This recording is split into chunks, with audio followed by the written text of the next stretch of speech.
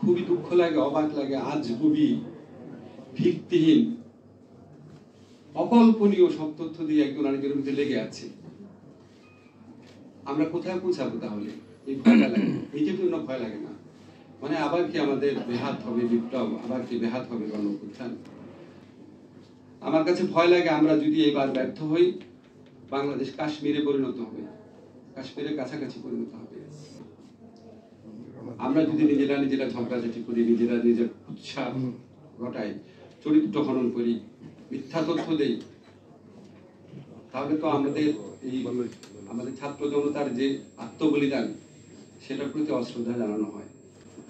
রক্ষী বাহিনী গঠন করে আওয়ামী লীগ সরকার কি ফ্যাসিস্ট একটা শাসন ব্যবস্থা কায়েম করে, কত হাজার হাজার মানুষকে হত্যা করে। আমরা যারা বেঁচে আছি, কেউ উপদেষ্টা হয়েছি, কেউ সাংবাদিক হয়েছি, কেউ ভালো আছি বা কোনো একটা প্রফেশনে, নিজের প্রফেশনে ফিরে যেতে পেরেছি, আমরা তো খুব লাকি। যারা চলে গেছে, যতই আমরা ওনাদের স্মরণ করি, যতই আমরা আবু সাইদের কথা বলি, মিথ্যের কথা বলি, রিয়ার কথা বলি, আফসানের কথা বলি, ওনারা তো ফেরত আসবে না, ওনাদের বাচ্চারা তো ফেরত আসবে না। রেসিডেন্সিয়াল মডেলে যে ছেলেটা মামলা করে, তার বাবা একদিন আমার অফিসে আসলো, আসার পর আমার মনে হলো আমরা যত বড় বিজয়ী পাই না কেন, ওনার যে বুকের কষ্ট, ওনার যে হাহাকার, সেটা আমরা আসলে কতটা দূর করতে পারবো। যারা সন্তান হারিয়েছে, যাদের সন্তান পঙ্গু হয়েছে, আমরা একবার আপনারা দেখেছেন রাত 4টার সময় আমরা যারা আমাদের আহত ছাত্ররা আছেন, তরুণরা আছেন, তাদের দেখতে গিয়েছিলাম। যখন হসপিটালে ঢুকলাম, মানে দুইটা পায়ের মধ্যে কাঁটা তারের মতো দুইটা জিনিস লাগানো, পাটা উপর করে বসে আছে। একটা ছেলে পড়ছে, সে পরীক্ষা দিবে, একটা পা নাই অলরেডি।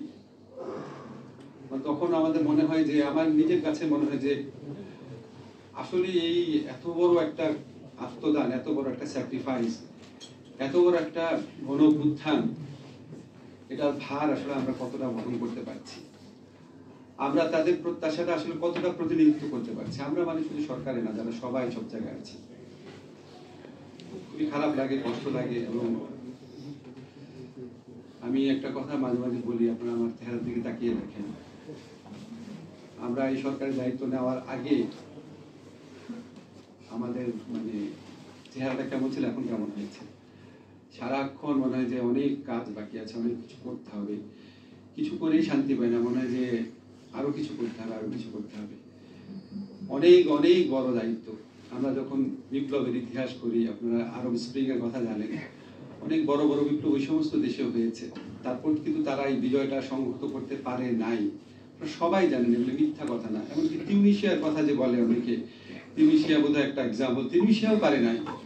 ইজিপ্টে কি অবস্থা হয়েছে আপনারা দেখেছেন, সিরিয়াতে দেখেছেন, একটা ধনী দেশ পৃথিবীর সবচেয়ে বড় শরণার্থী দেশে পরিণত হয়েছে। তারপর আমাদের ৭১ সনের মুক্তিযুদ্ধের পরের অবস্থা আপনারা জানেন কি হয়েছে।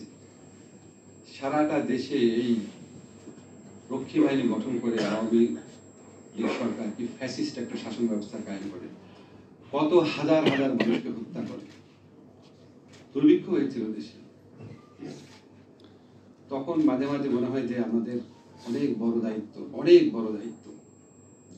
আমরা সবাই কি সেই দায়িত্বটা রিয়েলাইজ করি? আজকে এই 15টা বছর যে আওয়ামী ফ্যাসিস্টরা দেশটাকে দোজক বানিয়ে রেখেছিল, আমরা কি তাদের কথা মানুষকে স্মরণ করাই দিই তারা কি করেছে, না আমরা নিজেরা একজন একজনকে চরিত্র হননে, মিথ্যা প্রচারণায়, আশ্চর্য একটা অস্থিরতায় মেতে উঠি? খুবই দুঃখ লাগে, অবাক লাগে, আজ খুবই ভিত্তিহীন অকল্পনীয় সব তথ্য দিয়ে একজন আরেকজনের মধ্যে লেগে আছে। আমরা কোথায় পৌঁছাবো তাহলে? এই ভয়টা লাগে, এইটার জন্য ভয় লাগে না, মানে আবার কি আমাদের বেহাত হবে বিপ্লব, আবার কি বেহাত হবে গণঅভ্যুত্থান? আমাদের শত্রুদেরকে আমরা যথেষ্ট চিনাতে পেরেছি, কেন এখন কেউ কেউ বলার সাহস পায়, ফ্যাসিস্টের যারা দোষর আছে, যে তখন কি ভালো ছিলাম না, তখন কি ভালো ছিলাম না, কেন এখনো তারা জাস্টিফাই করার সাহস পায়? কেন তারা এখনো কোথাও কোথাও মিছিল করার সাহস পায়? কেন মাঝে মাঝে তারা দু একটা কথাও বলার সাহস পায়? আমাদের অনৈক্যের জন্য। আমি অনেক কিছু আমাকে মানুষ বলে, আপনি শুধু এটা বলছেন, উত্তর দেন, কিছু জিনিস উত্তর দিব, হয়তো আজকে রাতে দিব। বাট আমরা কি আমাদের মধ্যে অন্তর্দ্বন্দ্বে আমাদের এনার্জি নষ্ট করব? আমি এই আন্দোলনের সময় রাস্তায় ছিলাম, বড় গলায় বলি না, বলি এটা সত্যি দেখেই বলি। রাখালদা অভিভাবক সমাবেশ বললো 18 জুলাই আমি বলেছিলাম শেখ হাসিনার পদত্যাগ চাই। রাখালদাকে আমি একটু জিজ্ঞেস করলাম, বলেছিলাম আপনার মনে আছে? ওরা হ্যাঁ মনে আছে। কারণ তখন কোন পত্রিকা পরের দিন লেখারও সাহস পায় নাই। 18 তারিখে বলেছিলাম, আবার ওনার কাছে শুনিলাম যে আমি বলেছিলাম যখন, আমার মনে হচ্ছিল পত্রিকাগুলো হয়তো খুব বড় করে জিনিসটা তুলবে। আমার নিউজ তো সাধারণত দেয়, কিন্তু পরের দিন পত্রিকাটা দেওয়ারও সাহস পায় নাই। এটা মানে এটা না যে পত্রিকা রোল রাখে না। এখানে শফিক অত্যন্ত কারেক্টলি বলেছে, আমাদের এই আন্দোলনে বিশেষ করে জুলাইয়ের শেষ সপ্তাহে, অগাস্টের প্রথম দিকে পত্রিকায় যে রোল রেখেছে মেইনস্ট্রিম পত্রিকা, এটা আমাদের সবার শ্রদ্ধার সাথে স্মরণ রাখা উচিত। আমাদের অনেক অভিযোগ ছিল পত্রিকা ঠিকমতো রোল পালন করছে না, কিন্তু সবচেয়ে ক্রুশিয়াল সময় করেছে যে সেটা প্রমাণ দেখেন। 5 অগাস্টের আগে নাহিদ, আসিফ তারা ফেসবুকে কোন পত্রিকার রিপোর্টকে সবচেয়ে বেশি কোট করতো? আপনারা খুলে দেখেন কোন পত্রিকা। ঠিক আছে, কেন করেছে? এখন আমি যদি একটা পত্রিকার বিরুদ্ধে উঠে পড়ে লাগি, আমি কি তার এই জুলাই অগাস্ট গণ অভ্যুত্থানের রোল দেখবো না? 15 বছরের রোল দেখবো না? অবশ্যই আমার প্রতিবাদের ভাষা থাকবে, অবশ্যই আমি প্রতিবাদ করব। কোনো পত্রিকায় কোনো কিছু পছন্দ হলে অবশ্যই বলবো, বস্তুনিষ্ঠভাবে বলবো, প্রতিবাদ করব। কিন্তু তাকে তো আমি জুলাই গণ অভ্যুত্থানের শত্রু বানাতে পারি না, যেখানে সবচেয়ে বেশি তার নিউজ আমি কোট করেছি। চ্যালেঞ্জ করলাম আপনাদেরকে, খুলে দেখেন এই আন্দোলনে যারা বড় বড় নেতা ছিল সবচেয়ে বেশি কার লেখা কোট করেছে, কোন পত্রিকার লেখা কোট করেছে। আমাদের মধ্যে মতভেদ থাকবে, আমরা একজনের কাজের সমালোচনা করব, মিথ্যা কথা কেন বলবো? আমি ডিটেইল বলবো, শুধু আপনাদের একটা কথা বলে রাখি। একটা ভিডিওতে নাকি দাবি করা হয়েছে 3-4 তারিখে রাতে আমি ক্যান্টনমেন্টে ছিলাম, আর্মি অফিসারদের সাথে নিয়ে ভারতের দালালদের নিয়ে আমি মিটিং করেছি। আমি অবাক হয়ে যাই, মানুষের কল্পনার তো একটা সীমা থাকা উচিত। 3 তারিখে মাহবুব মোর্শেদের সাথে শহীদ মিনারে সমাবেশ করার পর রাত 9টা বলতেছিলাম, বাসায় গিয়েছিলাম। তারপরে অধ্যাপক মোস্তফা মামুন ঢাকা ইউনিভার্সিটি ফুলা রোডের 19 নম্বর বিল্ডিং এ দোতলা ডান দিকে থাকেন, তার বাসায় রাত্রে থেকেছি, শুনেছি আমাকে মেরে ফেলবে অথবা গ্রেফতার করবে। 4 তারিখের রাতে সন্ধ্যার পরে অনলাইন অ্যাক্টিভিস্ট যারা ছিল তাদের সাথে একটা প্রোগ্রামে অংশ নেই, সেটার অডিও আপনারা অনেকেই শুনেছেন, যেখানে আমি বলছিলাম আমাদেরকে মেরে ফেলতে পারে, আমাদেরকে সবাই বলছে পালিয়ে যেতে। রাতে 9টা, 9:30, 10টা পর্যন্ত। তারপর আবার ওই মোস্তফা মামুন বললাম না, নাম উল্লেখ করে বললাম, ট্রিপল ইট টিচার প্রফেসর, আবার তার বাসায় ছিলাম। এখন বলেন আপনি, সবকিছু তো সীমা আছে। এখন আমাদের যদি বলে আসিফ নজরুল আসলে চোখ হলো 5টা, যেরকম প্রতিবাদ করে মানুষ, ভাই আমার চোখ 5টা, সবকিছু তো সীমা আছে। এটা মানে তখন আমাকে যখন কেউ বলে ভাই এটা আপনি একটু ক্লিয়ার করেন, কি ক্লিয়ার করবো? এখন যদি আমি বলি রাশেদ আমার ধারণা তুমি আসলে মেয়ে, প্রতিবাদ করবো, বলে ছাড় আপনি পাগল নাকি, কি বলেন? আমি যদি রাখালদাকে বলি রাখালদা আমি একটা জায়গায় শুনলাম আপনার বয়স আসলে 12, আচ্ছা বলেন, মানে আপনি তো সত্যের কাছাকাছি থাকলে মানুষ প্রতিবাদ করবে। আজগুবিটার তো সীমা থাকা দরকার। এটা ব্যক্তিগত আমার কাছে বললাম, শুধু কি আমার ক্ষেত্রে, কার ক্ষেত্রে হচ্ছে না বলেন? আমাদের শফিকের ক্ষেত্রে কম হচ্ছে? এরকম একটা মানুষ এইরকম ভূমিকা রেখেছে, আপনার কি শুনছেন? আপনারা ওর থেকে 10% শুনেন নাই, তারে বলে গণশত্রু।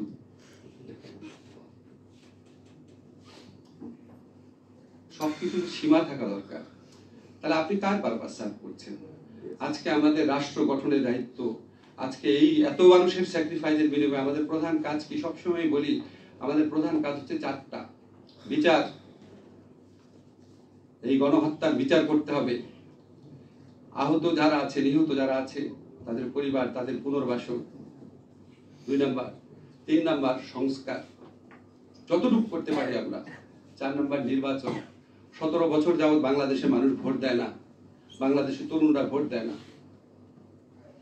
আমি অনেকবার বলেছি, আবার বলি, কনস্টিটিউশন ল যখন পড়াতে যাই, ডেমোক্রেসি সংবিধানের পড়াতে তারা হাসে, ভোট আবার কি? আপনি কয়জন ভোট দিচ্ছেন এখানে গত 17 বছরে? বলেন কয়জন হাত দেন, হাত তোলেন তো কয়জন দিচ্ছেন? দুই এক দিলে ভয়ও তুলবে না এখন। বলেন আপনি বাংলাদেশকে নিয়ে ঠাট্টা রসিকতা মেতে উঠেছে, বাংলাদেশের মানুষকে নিয়ে ছিনিমিনি খেলা শুরু করেছে।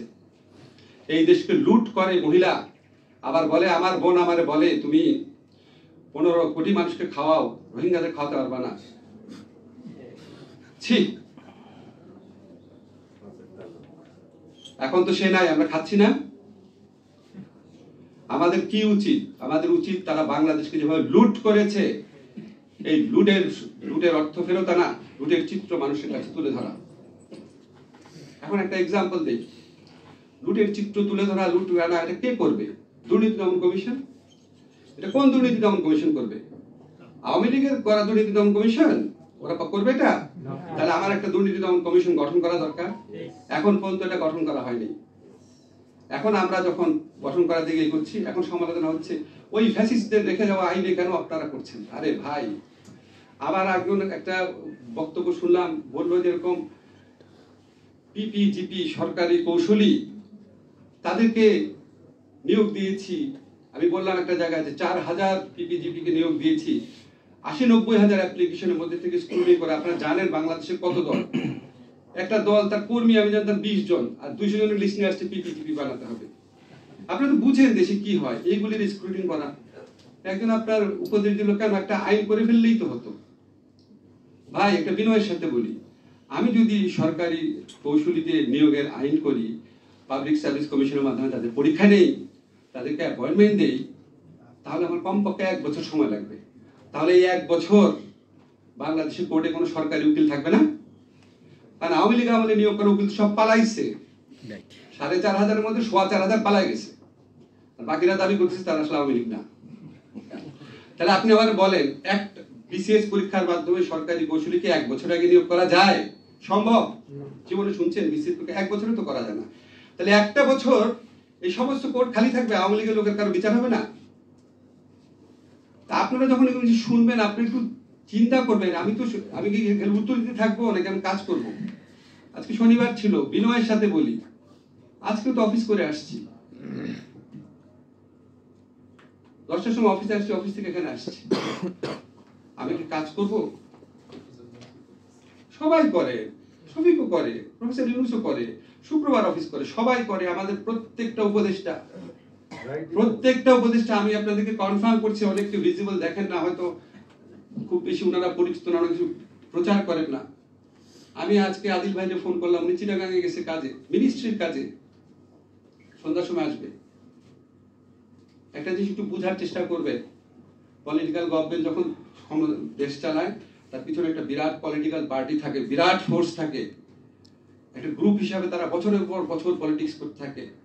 আমরা কেউ কাউকে ঠিক মতো চিনি না, অল্প কয়েকজনকে চিনি, একসাথে আসলাম, অল্প কয়েকজন মানুষ। আর এই বিপ্লব পরবর্তী সময় মানুষের অনেক এক্সপেকটেশন থাকে, অনেক রাগ থাকে, অনেক ক্রোধ থাকে, অনেক হিংসা থাকে, অনেক অবিশ্বাস থাকে, অনেক প্রত্যাশা থাকে, অনেক স্বপ্ন থাকে। স্বাভাবিক সময় যেটা অনেক অনেক অনেক গুণ বেশি। এগুলি ম্যানেজ করা সোজা না। সোজা যদি হতো তাহলে তো আরব দেশগুলোতে বিপ্লবের পরে এই অবস্থা হতো না। ইতিহাস তো এটা বলে না। তো ধরেন আমাদের কাজের সমালোচনা করবেন, কোনো সমস্যা নাই, বলবেন যে ঠিক আছে আমার কিছুই পারতেছি না, ফাইন। কিন্তু যখন ব্যক্তিগত চরিত্র হনন করা হয় সম্পূর্ণ মিথ্যা, আজগুবি, ভিত্তিহীন তথ্য দিয়ে, তখন মনে হয় সমালোচনাটা আসলে অসৎ উদ্দেশ্যে করা, এই সরকারকে শক্তিহীন করা, অনৈক্য, এই মানুষের আন্দোলনকারী মানুষের মধ্যে অনৈক্য নিয়ে আসা, দেশকে ডিস্টেবিলাইজ করা, পরাজিত শক্তিকে হাতে অস্ত্র তুলে দেওয়ার অভিপ্রায় এগুলি করা হয়। এবং তখন মনে হয় এই দেশকে ঘিরে আমাদের এক প্রতিবেশীর যে স্ক্রিপ্ট আছে না, এই দেশে আমরা এই শেখ হাসিনা চলে গেলে দেশ আর কেউ চালিয়ে দেওয়া হবে না, অথবা দেশ উগ্রবাদীদের খপ্পরে পড়বে, তার কোনো বিকল্প নাই। এই ভারতীয় স্ক্রিপ্ট এখানে রূপায়িত করার কাজে নেমেছে কিছু মানুষ। নাহলে তাদের কি স্বার্থ আছে? 16 বছর 17 বছরে আওয়ামী লীগ কি করেছে আপনি সেগুলি ইনভেস্টিগেশন করে দেখান, মানুষকে বলেন এটা করেন, এটা করেন, কনস্ট্রাকটিভ ওয়েতে বলেন। কনস্ট্রাকটিভ হইতে বলেন, আপনি আমার যদি বলেন একটা আইন করে আমি পিপিজিপি নিয়োগ করব, এটা তো কনস্ট্রাকটিভ সাজেশন হলো না রে ভাই। আমাকে কনস্ট্রাকটিভ সাজেশন দেন, আমি কি করতাম? আমি কোর্ট খালি রাখতাম? কি করতাম? আপনি তো সবার কাছে প্রশ্ন করলেন কি করতাম, আমি কি করব? এখন আমাদের যদি আমাদেরকে যদি আরো সমর্থন করেন, কনস্ট্রাকটিভ সমালোচনা করেন, ঠিকমতো গাইড করেন, এই সরকার যদি সফল হয়, আমরা এই ফ্যাসিস্ট শেখ হাসিনা রেজিমের প্রত্যাবর্তনের স্বপ্নকে ধূলিসাৎ করতে পারবো। আমরা জুলাই অগাস্টে যারা প্রাণ দিয়েছে, যারা অঙ্গহানি ঘটছে, তাদের আত্মদানের মিনিমাম একটা মূল্যায়ন করতে পারবো, তাদের প্রত্যাশাকে এগিয়ে নিতে পারবো। আমরা যদি নিজেরা ঝগড়াঝাটি করি, নিজেরা নিজের উৎসাহ ঘটাই, চরিত্র হনন করি, মিথ্যা তথ্য দেই, তাহলে তো আমাদের ছাত্র জনতার যে আত্মবলিদান, সেটার প্রতি অশ্রদ্ধা জানানো হয়। কারো প্রতি কমপ্লেইন না, সবার কাছে অনুরোধ, প্লিজ সত্য জানার চেষ্টা করেন। এই মিথ্যা, অত্যাচার, নিপীড়ন, দোষারোপ, এগুলি হচ্ছে পরাজিত ফ্যাসিস্ট যে শক্তি আছে তার অস্ত্র ছিল। সেই অস্ত্র আমি কেন বহন করব? আমার অস্ত্র থাকবে সত্য, ঐক্য, শোষণ মুক্তি, বৈষম্য মুক্তি। সব কথা শেষ করার আগে একটা ঘটনা বলে নেই, তাহলে বোধহয় আমার জুলাই যারা ছাত্র আন্দোলনের নেতৃত্ব ছিলেন তাদের প্রতি শ্রদ্ধা জানানো হবে। ইনফ্যাক্ট নেতৃত্বটা আমার ধারণা প্রত্যেকটা ছাত্রই ছিল। আমরা যেমন ধরেন ফেস দেখছেন, ঢাকা ইউনিভার্সিটির আমি তো জানি ঢাকা ইউনিভার্সিটি কত শিক্ষক ছিল। এই যে রাখাল দাবর সাদা দলের শিক্ষকরা নেমেছিল, আমি জানি কত শিক্ষকদের অবদান ছিল। আমাকে যে শিক্ষকটা আশ্রয় দিয়েছে, উনি যদি খুঁজতে খুঁজতে সেখানে আসতো, তার পুরা ফ্যামিলির কি অবস্থা হতো? তার পুরা ফ্যামিলি, তার 2 মেয়ে, স্ত্রী, প্রত্যেকে সাপোর্ট করেছে। সেরকম আপনার যখন এদের পুরা আত্মবলিদানের কথা মনে করি, সত্যিকার অর্থে একটা কথা স্বীকার করতে হবে যে আমার পার্সোনাল অভিজ্ঞতা, এটা ভুল হতে পারে, যখন আপনার 2024-এ ভুয়া নির্বাচন করে ফেলল আওয়ামী লীগ, 3rd ভুয়া নির্বাচন। আপনারা জানেন, আমি বিবিসিতে একটা প্রোগ্রামে বলেছিলাম যে এই নির্বাচনে একটা বৈশিষ্ট্য হচ্ছে, নির্বাচনে ভোটার ছিল একজন, শেখ হাসিনা। ওই ভোটার, সেই ঠিক করবে 300 আসনে কে হবে, ওই ভোটার রেকর্ডের আছে, দেখেন আপনারা। তারপর বিবিসি আমাকে আর ডাকার সাহস পায় নাই, অনেক আমাকে বলেছে আপনারা দেখেন প্রোগ্রামটা, বিবিসি বাংলার অনেকবার প্রচার করেছে, কয়েক মিলিয়ন ভিউ হয়েছে। সত্যি কথা বলতে কি এরপর না আশা হারিয়ে ফেলেছিলাম, কারণ আমি বাংলাদেশে অত্যন্ত সম্ভাবনাময় 2টা আন্দোলন দেখেছিলাম, নিরাপদ সড়ক আন্দোলন আর 2018 আন্দোলন। বিশেষ করে নিরাপদ সড়ক আন্দোলনে কিন্তু অভিভাবকরা নেমেছিল। তারপর আপনাদের মনে আছে, পুলিশের পাশাপাশি যুবলীগের মধ্যবয়সী গুন্ডা পান্ডা, কি বলবো আর কি, দেখতে এক গুন্ডা পান্ডা, জঘন্য হেলমেট বাহিনী, হাতুড়ে বাহিনী আমাদের ছাত্র কিশোরদের উপর ছাপিয়ে পড়েছে। তারপর 2024-এ নির্বাচন হওয়ার পর মনে হতো যে আমাদের কপালে এই মহিলার থেকে রেহাই নাই, আমাদের কপালে। খুব মন খারাপ লাগতো, জানলার পাশে বসে থাকতাম, 2টা-3টা পর্যন্ত ঘুম আসতো না, মনে হতো আর কতদিন। এরপর যখন মনে করি যে যখন আপনার এই